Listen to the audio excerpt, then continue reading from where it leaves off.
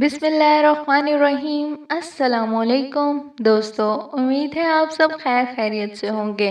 दोस्तों, आज की कहानी की तरफ बढ़ने से पहले एक छोटी सी गुजारिश है कि अगर आप चैनल पर नए हैं तो मेरे चैनल को सब्सक्राइब कर लीजिए और वीडियो पसंद आए तो इसे लाइक और कमेंट ज़रूर कीजिएगा। चलिए दोस्तों, कहानी का आगाज़ करते हैं। मेरा खाते पीते घराने से ताल्लुक था। हमारी फैमिली को कोई बहुत बड़ी नहीं थी।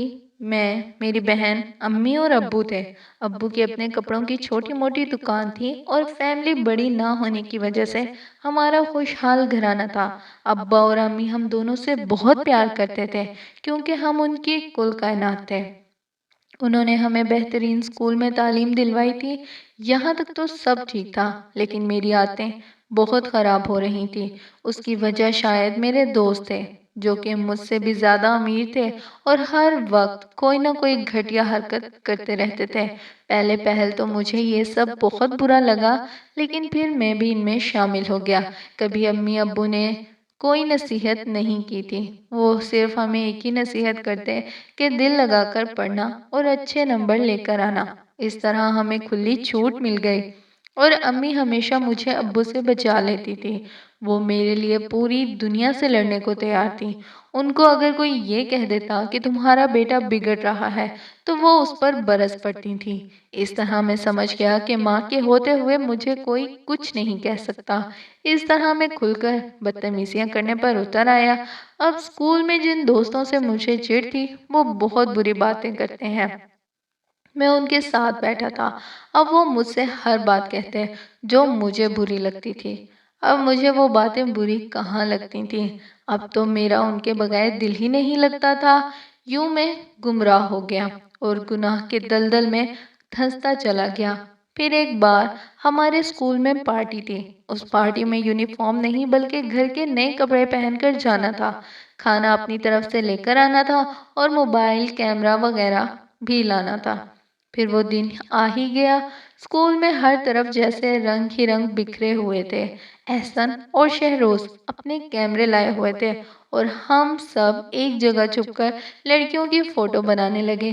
किसी लड़के ने हमें देख लिया और हमारी क्लास टीचर को शिकायत लगा दी, जिससे हमें बहुत डांट पड़ी। हमारी क्लास में सरफराज साहब, जो कि हमें किरत पढ़ाते थे, उन्हें भी ये बात पता चल गई थी और फिर वो नर्म लहजे में समझाने लगे कि ये बात बहुत बुरी है, लेकिन हम बेजार से बैठे थे।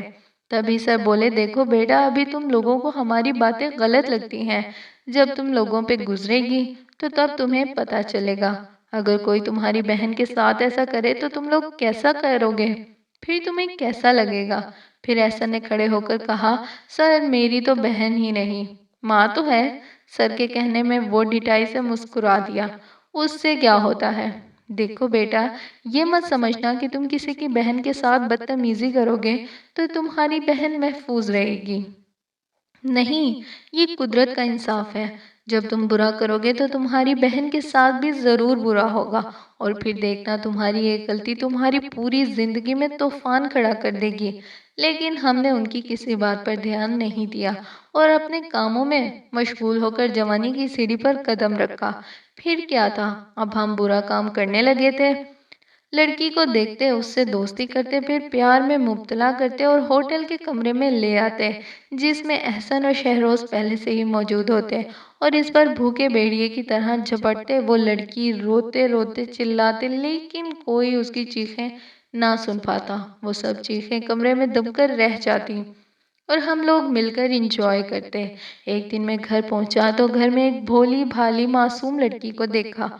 उससे पहले कि मैं उससे कुछ पूछता, अम्मी ने उस लड़की से कहा, जाओ बेटी, ये तुम्हारा बड़ा भाई है राशिद।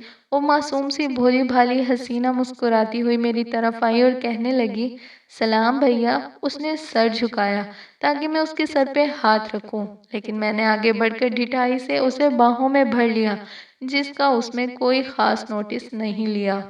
वो शर्माती और मुस्कुराती थोड़ी दूर होकर खड़ी हो गई।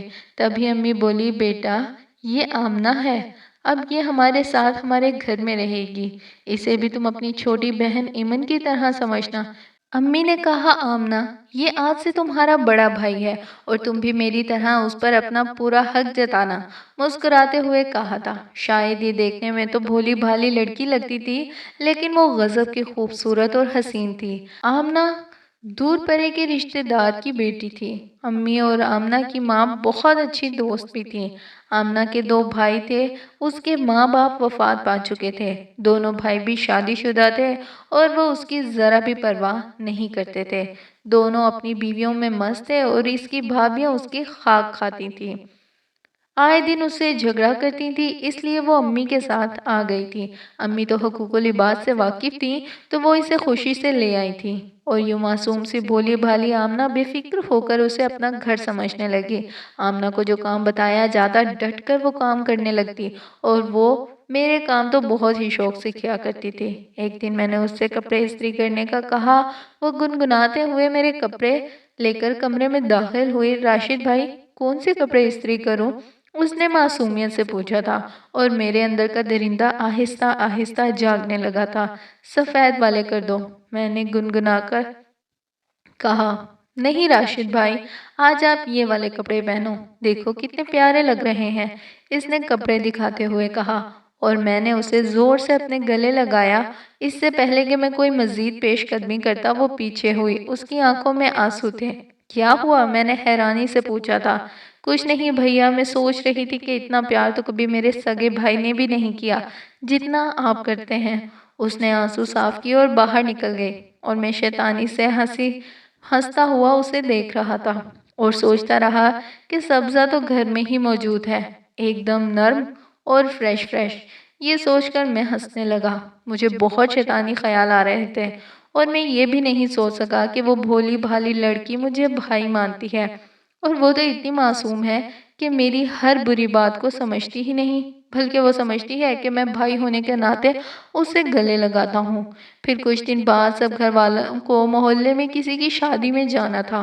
आमना ने जाने से इनकार कर दिया, और मैंने भी मौका गनीमत जानकर इनकार कर दिया। इतना अच्छा मौका फिर हाथ नहीं आ सकता था। सारे अफराद जा चुके थे, तो मैं नहाने के लिए वॉशरूम में घुस गया। मैं कुछ देर पानी बहाता रहा, फिर मैंने आमना को आवाज़ दी। वो समझी कि शायद मैं कपड़े मांग रहा हूँ। वो पहले भी अक्सर मुझे कपड़े देने आया करती थी। वो कपड़े लेकर आई तो मैंने उसकी कलाई पकड़ ली। भैया, क्या कर रहे हैं? ये ले कपड़े, मेरी कलाई छोड़े। उसने दीवार का सहारा लिया और कपड़े मुझे देकर वापस अंदर चली गई। शलवार पहनी और फिर बाहर निकल आया। आमना अंदर अपने कपड़े तब्दील कर रही थी। मेरे अंदर का दरिंदा पूरी तरह जागने लगा। मैं अंदर दाखिल हो गया। आमना ने बौखलाकर दुपट्टा आगे की और कहने लगी, सॉरी भैया, मैंने कुंडी नहीं लगाई, आप बाहर जाएं, मैं अभी आती हूँ। इसके चेहरे पर हवाइयाँ उड़ रही थी।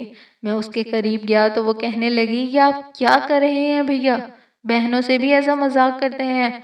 लेकिन मैं बेपरवाह आगे बढ़ा। नेज़, मुझे अपने करीब होने दो, मैंने मुस्कुराकर कहा था। भैया प्लीज, आप बहन भाई जैसे रिश्ते की तौहीन कर रहे हैं। वो दो कदम पीछे हटी। देखो आमना, किसी को पता भी नहीं चलेगा। मैं एकदम आगे बढ़ा और उसको पकड़ लिया। भैया मुझे छोड़ें, खुदा का वास्ता मुझे छोड़ो, खुदा के कहर से डरो, तुम्हारी भी बहन है। या अल्लाह, वो रोती रही, लेकिन मैंने अपना काम पूरा किया। फिर उसे इसी हालत में छोड़कर मैं बाहर निकल गया। सब लोग शादी से वापस लौटे तो उसे उस हालत में देखकर सबके पैरों तले से जमीन निकल गई। अम्मी ने उसे कपड़ों से ढांपा और एमन इसे गले लगाकर रोने लगी। अम्मी ने उससे पूछा तो उसने मेरा नाम लिया और मैं साफ मुकर गया। मैंने कहा कि जब आप लोग गए थे तो मैं घर से चला गया था, लेकिन जब मैं वापस लौटा तो मैंने एक आदमी को घर से बाहर जाते हुए देखा। जब आमना ने मेरी तरफ इशारा किया तो मेरी अम्मी सख्त तैश में आ गई और वो उसे बुरा भला कहने लगी। मैंने तुझे घर में पनाह दी और तूने मेरे ही बेटे को फंसाना चाहा। काश मुझे मालूम होता कि तुम कितनी बुरी लड़की हो, इसलिए तो तुझे भाइयों ने भी निकाल दिया। वो रोती रही, सफाई देती रही, लेकिन किसी ने उसकी बात नहीं सुनी।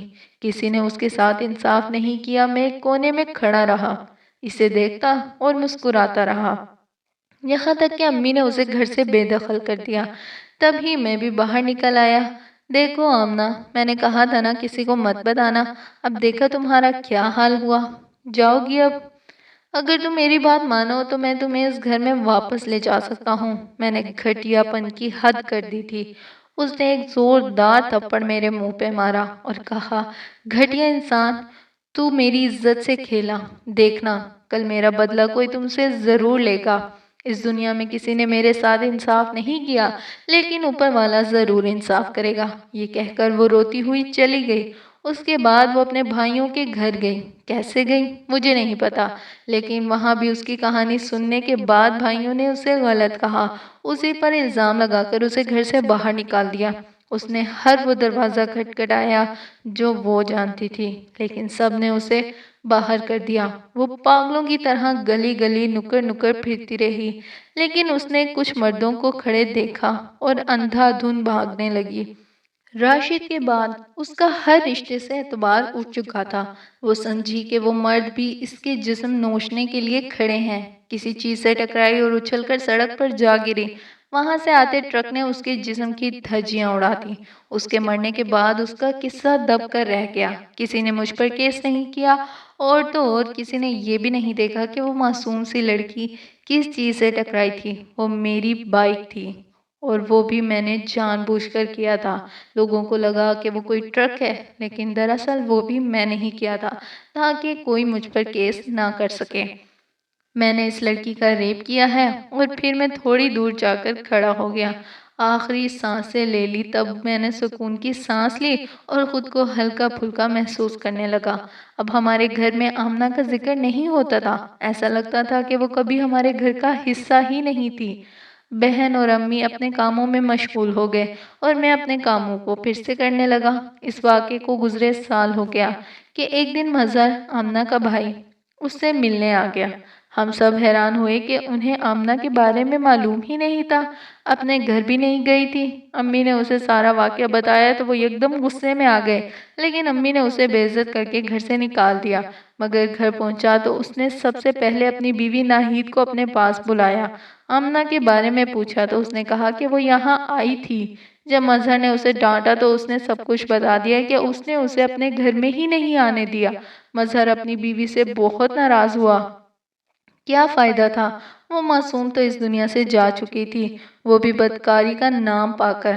پھر 5 سال کا طویل عرصہ گزر گیا، اور اب میری بہن ایمن بھی جوان ہو چکی تھی، اور اس عرصے میں ایمن کا رشتہ آیا جو کہ ہر لحاظ سے بہترین تھا۔ امی نے جھٹ سے ہاں کر دی اور پھر روز شاپنگ ہونے لگی۔ ایمن کا سارا جہیز اکٹھا ہو چکا تھا۔ میں بہت خوش تھا، اور ہوتا بھی کیوں نہ، آخر میری بہن کی شادی تھی۔ اور جہاں تک آمنہ کا قصہ تھا، اس پر تو میں بالکل شرمندہ نہیں تھا، کیونکہ میں نے تو آمنہ جیسی کئی لڑکیوں کو اجاڑا تھا، اور مجھے کوئی پچھتاوا بھی نہیں تھا۔ کبھی کبھی میں سوچتا تھا کہ لوگ کہتے ہیں جو دوسروں کے ساتھ جو کرتا ہے اس کے ساتھ وہی ہوتا ہے، لیکن میرے ساتھ تو ایسا کچھ نہیں ہوا تھا۔ اب تو میری بہن کی شادی بھی ہو رہی تھی۔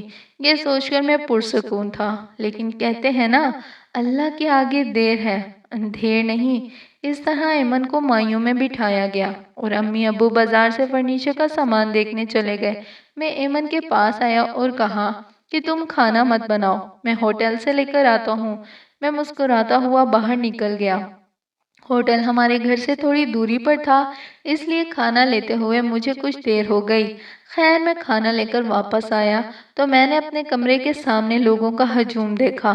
ہاتھوں میں موبائل لے رکھے تھے۔ میں بھیڑ کو چیرتا ہوا اندر داخل ہوا تو ساکت رہ گیا۔ صحن میں میری بہن برہنہ حالت میں پڑی ہوئی تھی، ٹھیک ویسے ہی جس طرح میں آمنہ کو چھوڑ کر گیا تھا۔ میں کانپ کر رہ گیا، اور لوگ کھڑے اس کی تصویریں بنا رہے تھے۔ میں نے جلدی سے اسے اٹھایا اور کمرے میں لے گیا۔ امی ابو بھی آ گئے، وہ بھی یہ سب دیکھ کر رونے لگی۔ مجھے آمنہ یاد آ گئی تھی جو مجھے بھیا کہتی تھی، اور ہر وہ لڑکی یاد آنے لگی جو مجھے بہن کا واسطہ دیتی تھی۔ آج مجھے پتا چلا کہ جب اپنی بہن کے ساتھ ایسا ہوتا ہے تو کیسا لگتا ہے۔ میں نے پوچھا کہ کس نے کیا کیا ہے؟ ایک آدمی نے کہا، اختر نے۔ میں شدید غصے میں اس کے گھر کی طرف دوڑا۔ وہ کھانا کھا رہا تھا۔ میں نے گھر میں داخل ہوتے ہی اس کا گلا دبا کر اس کی جان لے لی۔ اسی اثنا میں کسی نے پولیس کو فون کر دیا، اور وہ آ کر مجھے پکڑ کر لے گئے۔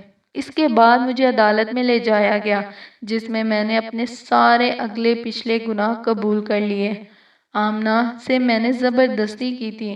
امی ابو سینہ تھام کر رہ گئے۔ میں نے سارے گناہ قبول کر لیے تھے، اس لیے عدالت سے مجھے عمر قید ہو گئی۔ آج پورے 11 ماہ ہو گئے ہیں مجھے جیل میں بیٹھے ہوئے، اور اس سب کا میں خود ذمہ دار ہوں۔ میں نے اپنی زندگی اپنے ہاتھوں سے ختم کر ڈالی۔ آمنہ صحیح کہتی تھی کہ قدرت ضرور انصاف کرے گی، اور وہ ٹھیک کہتی تھی۔ آج قدرت نے انصاف کر دیا، یہی میری سزا ہے۔ جو مجھے والدین کی خدمت کرنی چاہیے تھی، میں جیل میں آ گیا۔ میری بہن کی شادی ٹوٹ گئی تھی۔ اگر میں شادی کر لیتا اور اس عزت دار زندگی گزارتا، لیکن اب کیا ہو سکتا تھا؟ آمنہ ہر روز میرے خواب میں آتی تھی اور مجھے کہتی، تمہیں سزا ضرور ملے گی۔ اور جب مجھے سزا ملی تو وہ ایک دن مسکراتی ہوئی خوشی سے دکھائی دینے لگی۔ دیکھو، کسی نے میرے ساتھ انصاف نہیں کیا تھا، لیکن قدرت کا انصاف دیکھو، اس نے کیسا انتقام لیا ہے میرا۔ اتنے عرصے میں راشد کی ماں صرف 2 بار ہی اس سے ملنے آئی تھی۔ وہ ماں جو اس کے لیے ساری دنیا سے لڑنے کو تیار تھی، وہ آج اس کی وجہ سے کہیں منہ دکھانے کے قابل نہ رہی تھی، اور اپنے خاندان سے کٹ کر رہنے لگی تھی۔ پہلی ملاقات پر اماں نے کہا تھا، مجھے یہ کہتے ہوئے بہت شرم محسوس ہو رہی ہے کہ میں نے تجھ جیسے بیٹے کو جنم دیا ہے، اور دراصل غلطی میری ہے۔ میں نے تجھے اگر شروع سے ہی لڑکیوں کی عزت کرنا سکھائی ہوتی تو آج یہ نوبت ہی نہ آتی۔ میری بہن ایک زندہ لاش بن کر رہ گئی ہے، اور یہی حال اب میرے ماں باپ کا بھی ہے۔ گلی سے گزرتے ہوئے انہیں کتنی ذلت اٹھانی پڑتی ہے، یہ تو وہی جانتے ہیں۔ لیکن ایک بات طے ہے، انسان جو کچھ بھی کرے، بالخصوص برائی، تو اس سے پہلے اپنے انجام کی بھی اچھی طرح سوچ لے، کیونکہ خدا کی لاٹھی بے آواز ہوتی ہے۔ دوستو، اس کہانی سے آپ نے ضرور کوئی نہ کوئی سبق حاصل کیا ہی ہوگا۔ اگر دوستو آپ کو یہ کہانی پسند آئی ہے تو ویڈیو کو لائک ضرور کیجیے، اور چینل کو سبسکرائب کیے بغیر یہاں سے کہیں مت جائیے گا۔ پھر ملیں گے اگلی کسی ویڈیو میں، تب تک کے لیے خوش رہیے، خوشیاں بانٹیے، اپنا خیال رکھیے، اپنے ماں باپ کا خیال رکھیے۔ اللہ حافظ۔